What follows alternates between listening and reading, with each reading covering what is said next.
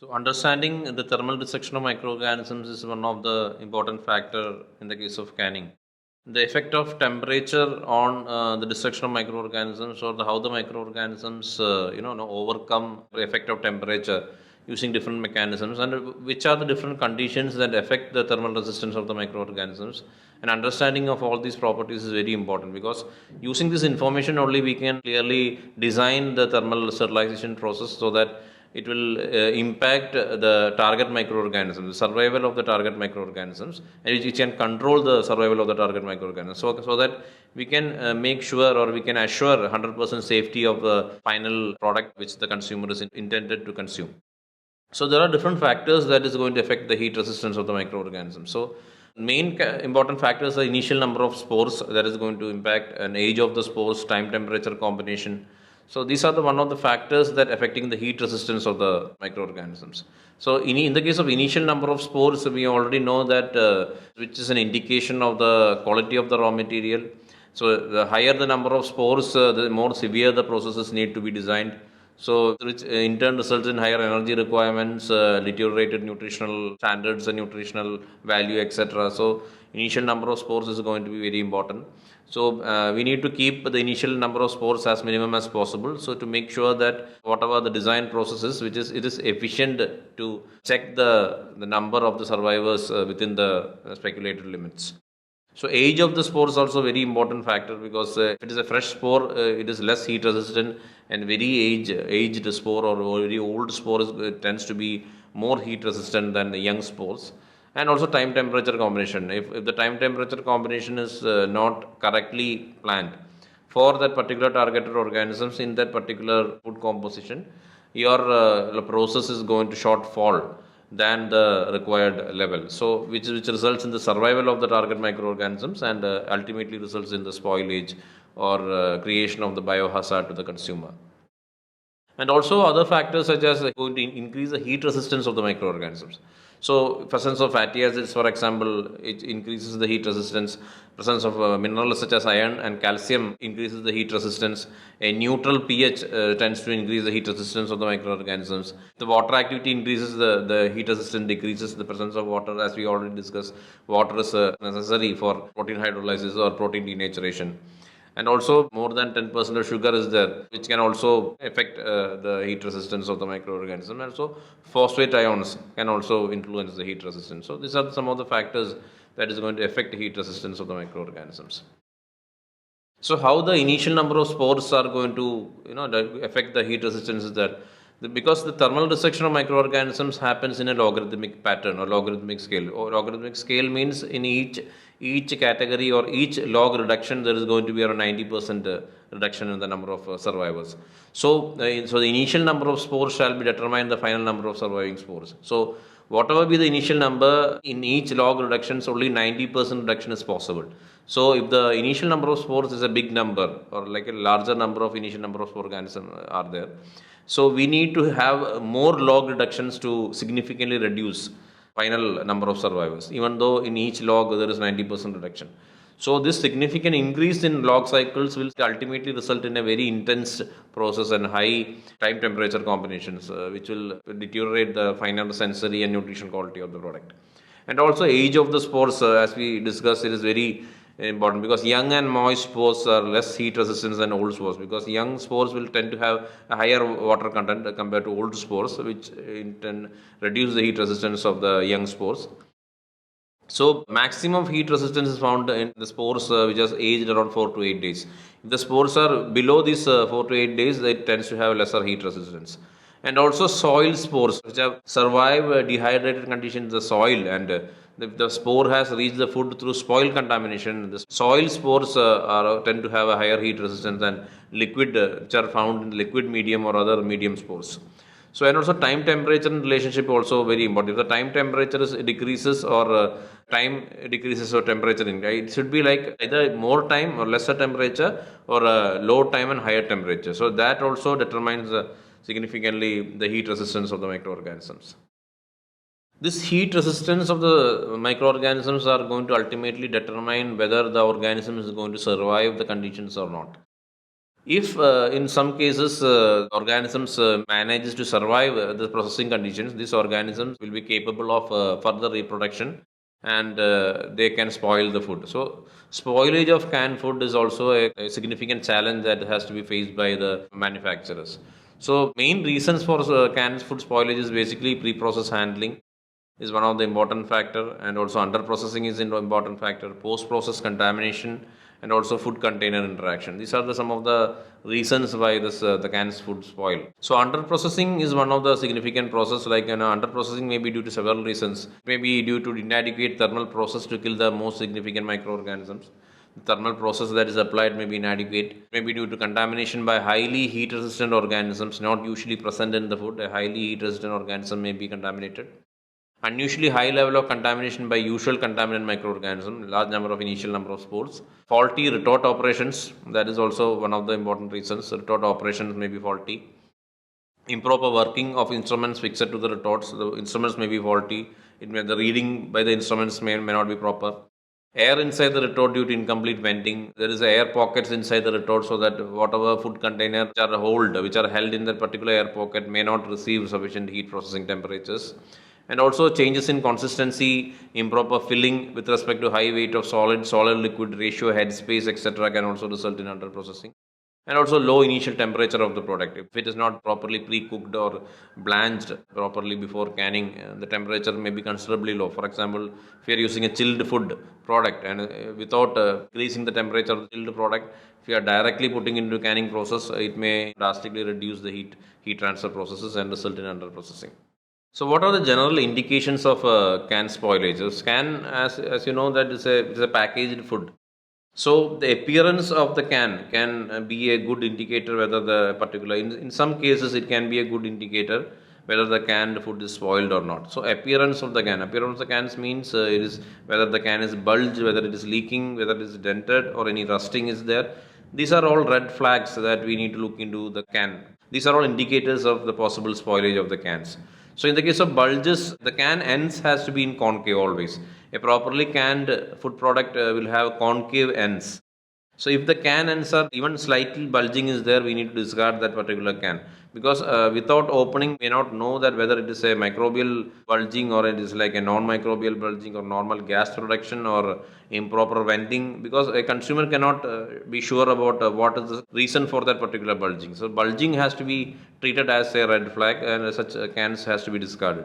There is bulging, it has to be discarded immediately. The can may have gas buildup inside, because bulges, definitely there is going to be gas buildup. If you try to open also, the cans can explode and create problems. So bulged can is always a discarding, it has to be discarded. And also if the containers are leaking, that means the cans may be subjected to, it may be exposed to post process spoilage. Leaking means the contents are coming outside the container, that means the external atmospheric elements can get inside the can as well. So there is definitely post process spoilage can happen. In the case of leaks also, it has to be discarded immediately. This can probably has the seal can be compromised. The compromised seal is also very dangerous.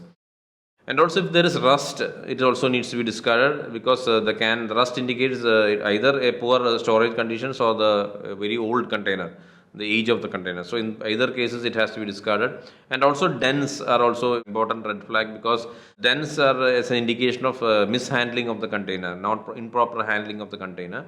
And because of the dents and that part's mechanical strength of that part is compromised where the dent has happened. And such containers may be some kind of microscopic leakage is already started in this particular region. So these kind of external symptoms can be considered as unsafe canned goods. So depending upon the type of the bulge, different kinds of bulgings are there which can be classified. So bulge cans are classified into four different kinds of categories. The first category is flipper cans. Flipper cans, in this what happens is the pressure inside the can is equal to the atmospheric pressure, or the vacuum zero, or inside pressure is slightly higher than atmospheric pressure, and this excess pressure is equal to resistance of the can end. When such a can is hit on the table, the can end flips out and becomes convex. So when pressure is applied, the can becomes convex. Where the convex end is pressed, it becomes flat again. The reasons for this spoilage are basically under exhausting, first stage of hydrogen production, first stage of microbial activity, pre-processing spoilage of food. So these can be the reasons. So this flipper bulging happens that in normal appearance there may not be bulge, but if we hit the container or handle the container physically, a small bulge can appear, and if you apply pressure, the bulge will go as well. So this is an initial bulge. So that is why it is called a flipper bulge. And another kind of bulge is that the next stage of bulging is basically is called Springer. The Springer happens then if the inside pressure is more than in the case of flipper, one end of the can remains permanently convex, and if this end is pressed down, the other end flips out. The reason for this spoilage are the same as the flipper, because this Springer is basically an advanced form of flipper where the bulge is always permanent. At either of one of the end is always a bulge. So if you apply pressure in one end, other end flips out. So this Springer is a higher form of flipper. And also another swellings are known as soft swells are there. So they are permanently convex cannons. Pressed by finger, it get depressed. But when the pressure is removed, it regains original bulge. So it is also a permanent kind of bulge, but it is a soft bulge, a soft swell. Because if you apply pressure, the bulge can be removed. But if you release the pressure, again the bulge reappears. So there is the final stage of swell is basically hard swell. They are basically permanently convex ends and do not get depressed due to pressure by fingers. Soft and hard swells are due to high pressure gases, more hydrogen production, or advanced bacterial reaction. So these are the reasons for hard swells. So these are the four different stages or different kinds of swellings in the can container. The swellings is considered as one of the most obvious indicator, the bulged cans. So it can be bacterial spoilage or chemical reaction or any kind of gas production is there.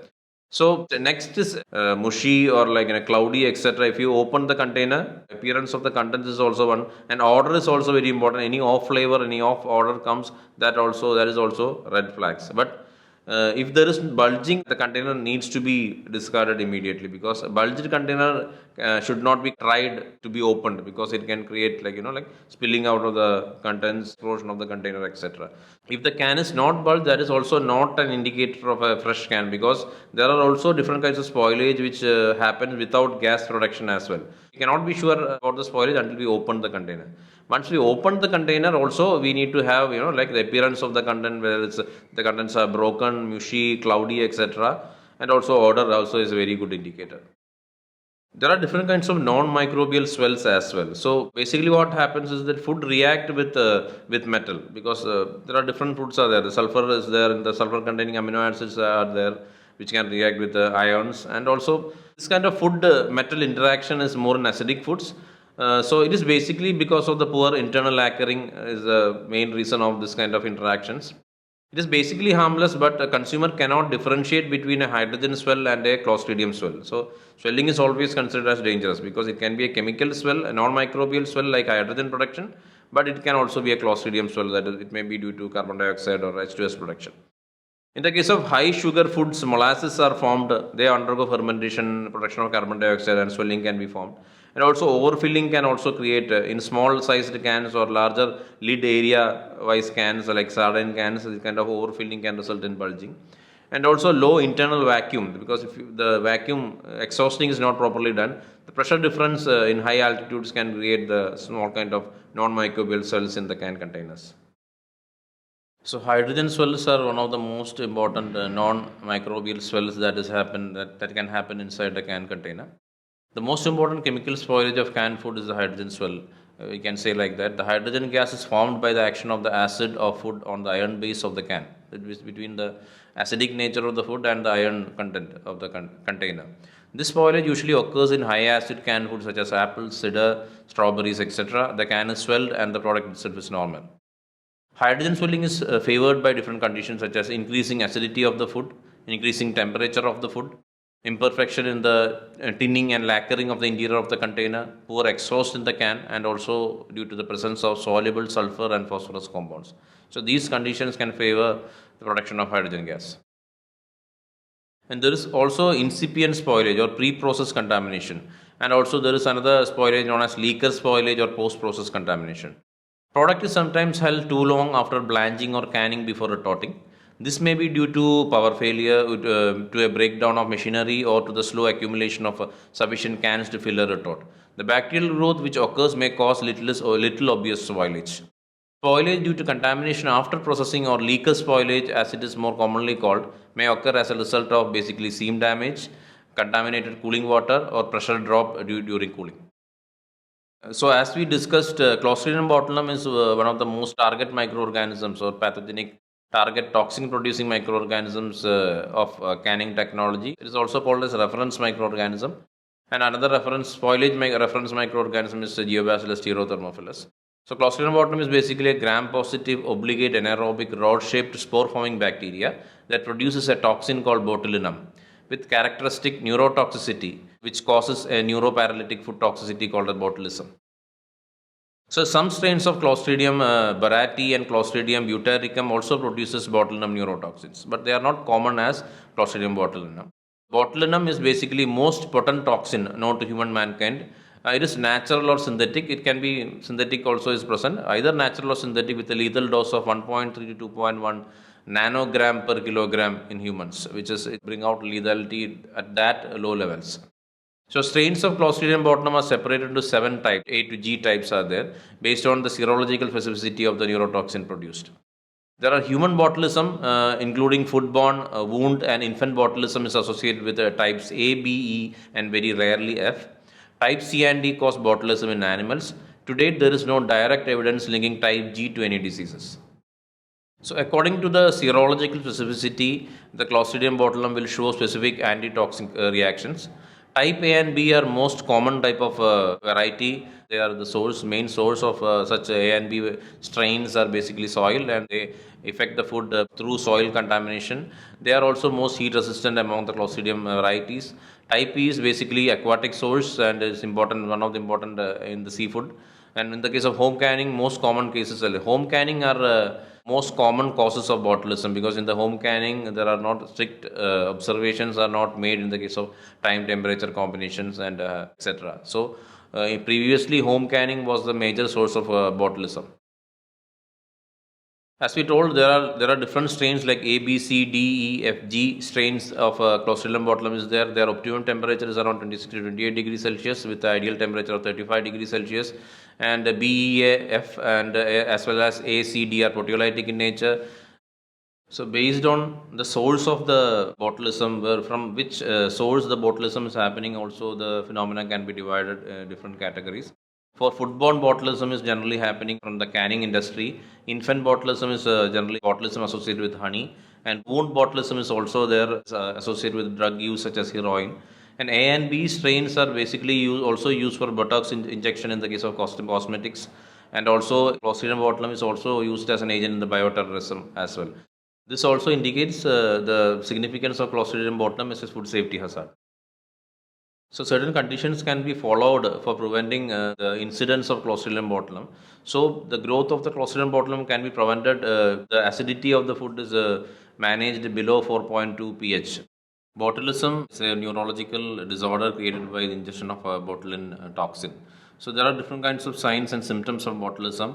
So different kinds of symptoms like facial nerve paralysis, double vision, dry mouth and throat, slurred speech, different kinds of muscle weaknesses, nausea and vomiting, and also abdominal dysfunction, urinary complications. So these are the normal symptoms that usually that we observe when somebody is intoxicated with botulinum toxin. So if we are following certain conditions, we can prevent the botulinum risk actually. So it should be basically the pH is one of the regulating factor that we can control the occurrence of botulin. So growth can be prevented if the product naturally or by design has a higher acidic value. Like below 4.2 is the pH range that we are looking for.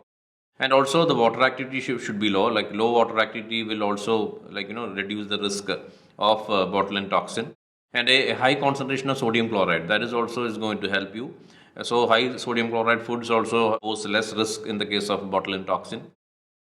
So an inhibitory concentration of sodium nitrate also or other preservatives can also give a preventive action towards the presence of this toxin.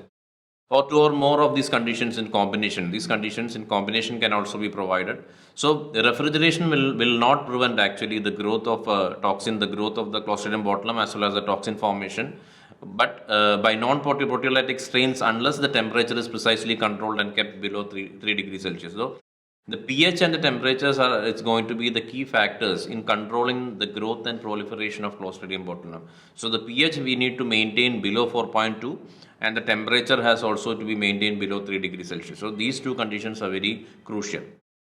Other than botulism or the toxic related spoilage or pathogenic conditions created by Clostridium botulinum, another kind of spoilage that is caused by a bacteria, by a thermophilic bacteria called Geobacillus stereothermophilus, is called as flat sore spoilage.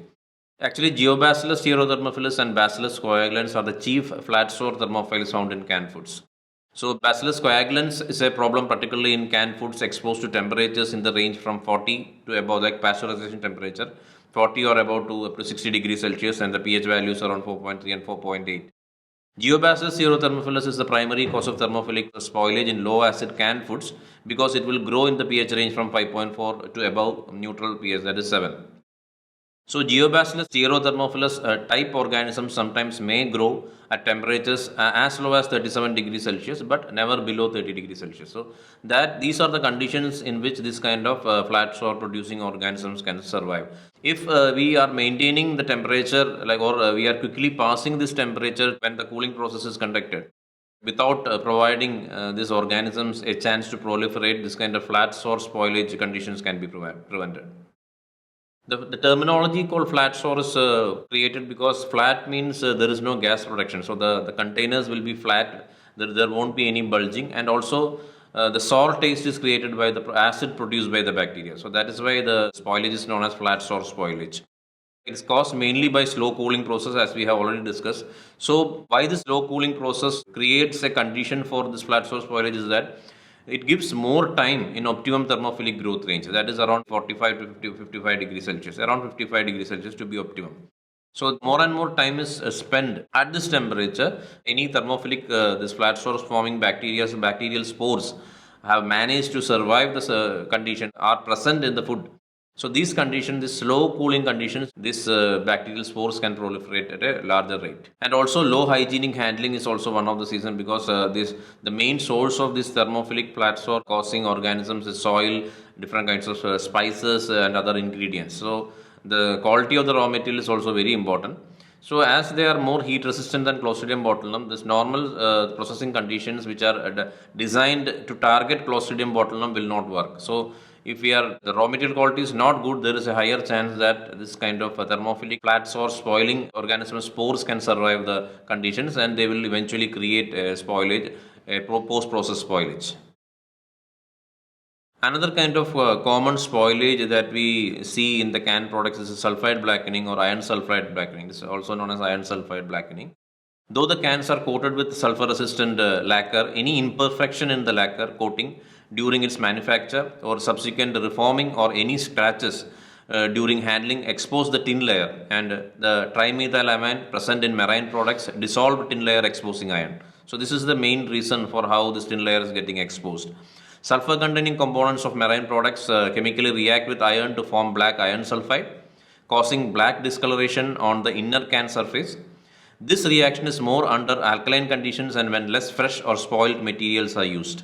Uniform lacquering of can, its careful handling and use of parchment paper while packing can minimize this problem. So this problem occurs because the interaction of food with the iron in the can material. So that is why it's called iron sulfide, because seafood is highly rich in iron, the sulfur containing amino acids. So if the lacquer is not proper, if marine products, because it's already we discussed that TMA can dissolve tin layer, this kind of chemical processes that is happening will expose the steel base of the container, and steel is basically iron. So that iron in the steel can interact with the sulfide in the food product or the seafood.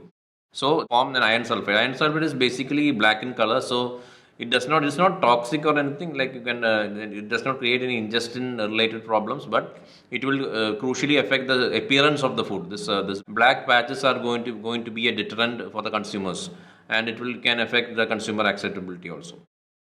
Another common spoilage that found in the canned products is known as curd or adhesion. The curd is nothing but salt-soluble coagulated proteins, that is salt-soluble coagulated proteins or precipitated protein, and often found at the top of canned salmon or mackerel. This problem is more in fish canned in a natural style or without pre-cooking. The curd may adhere to can surface and the lacquer may get peeled off when the curd is removed. The reasons for curd formation are use of less fresh fish, inadequate brining and pre-cooking. This can be prevented by cold blanching of fish or brining in 10 to 15% brine for 20 to 30 minutes and subsequent washing. So this curd or addition can be provided by proper pre-processing steps like blanching and pre-cooking, and also using good quality raw material. So this kind of like spoilage will not occur. Another common type of spoilage that we found is a honeycombing. This honeycombing is like basically a honey comb like patterns are created over the meat, canned meat. So it occurs in canned tuna, mostly in canned tuna processed from stale raw material. Raw material quality is one of the main issues for this honeycombing phenomenon. Meat in the can resembles a honeycomb. Usage of fresh raw material and slow thawing of frozen tuna without rough handling can minimize this problem. So this happens when the steam escapes. So when the protein denatures, and because of the stale raw material that we are using, which will create in the protein this like denaturation of the protein, coagulation of protein, and all these liquid coagulated protein, through this liquid coagulated protein, the steam will escape when the processing is done. The steam will escape through this coagulated protein, creating small pore-like structures. So it will basically look like a honeycomb. So that is why it's called honeycombing. So two reasons is basically used in stale use of raw material. That is one of the main reasons for this spoilage. Another major spoilage seen especially in crustaceans, especially crab-like creatures, is called blue discoloration. This is associated with canned crab meat, mostly associated with crab meat. Meats from parts of the body having poor blood circulation than the legs, claw, etc. are prone to this kind of spoilage. Such meat shows high degree of blue discoloration. A kind of blue coloration is formed over the meat. The hemocyanin in the carb hemolymph react with sulfur compounds, especially during heat processing, to produce blue copper sulfide. So this blue colored copper sulfide is formed due to the reaction. That is what finally creates a blue discoloration over the meat, and that is why it is known as blue discoloration or blue spoilage. This is evident when copper in meat is more than 2 milligram per 100 gram. So if the copper in the meat, in the hemocyanin, is more than 2 milligram per 100 gram, that concentration, there is more chance of blue discoloration. The problem can be minimized by thorough bleeding of crab while dressing, so that the copper level is reduced to less than 2 milligram percentage. Other methods of minimizing this problem are use of chelating agents in brine, maintenance of proper acidity in the can, etc. So these maintaining these conditions, we can minimize the formation of blue color. So mostly the copper content is going to decide. So that proper bleeding, etc., if we are following and minimizing the copper content below 2 milligram per 100 gram, so this can reduce the chance of blue discoloration in the canned crab meat preparations. Another common kind of spoilage that we found is retort burns. Retort burn, it is usually associated with canned shellfish like clam mussels or oysters. This is due to insufficient filling medium to cover the meat completely. So retort burn means we already discussed that liquid medium is filled inside canned containers, inside the metal containers and different canned products to provide a uniform heating medium. Other than the flavor and other properties, it is also to provide a uniform heating medium. What happens is that if sufficient liquid is not filled in the container, some part of the meat pieces is going to be get exposed through the headspace. So what happens is that those part will get overheated and overcooked, and will be darker in color compared to other part of the meat which is actually submerged within the liquid medium. So this is called as retort burn. And also another kind of spoilage known as case hardening is also observed. Surface of fish meat gets dehydrated and hard cover is formed on the surface of the meat caused by high heat process and too quick heating process. So when the rate of heating is higher because of many reasons, the fish gets dehydrated so fast. So if you are, especially in the case of dry packs, where no liquid is added and fried fish is added to different containers, in such conditions, if the heating process is at an accelerated rate, this kind of case hardenings may occur. One of the most important spoilage that is observed among the canned products is known as struvite formation. Some canned marine products such as brine-packed shrimp, crab or tuna shows the presence of some glass-like crystals. These crystals are made up of magnesium ammonium phosphate hexahydrate. There is a chemical name for that crystals. These crystals form when the pH of meat is more than 6.8. So towards the neutral pH, this kind of crystals of magnesium ammonium phosphate hexahydrate is formed. Struvite is like it is a harmless, colorless, odorless, transparent chemical. However, the large crystals appear as if they are broken glass pieces, which are disliked by the consumer. However, if the product is cooled rapidly, small crystals are formed and they go unnoticed. So the cooling is also very important.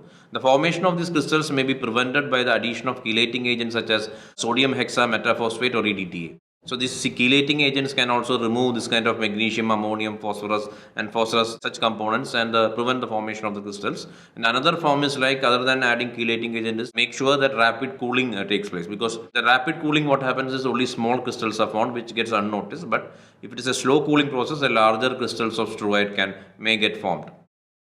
Use of hard water, stale raw material, and presence of magnesium in salt used in canning are responsible for the formation of these crystals. So these are the major issues that results in the formation of struvite.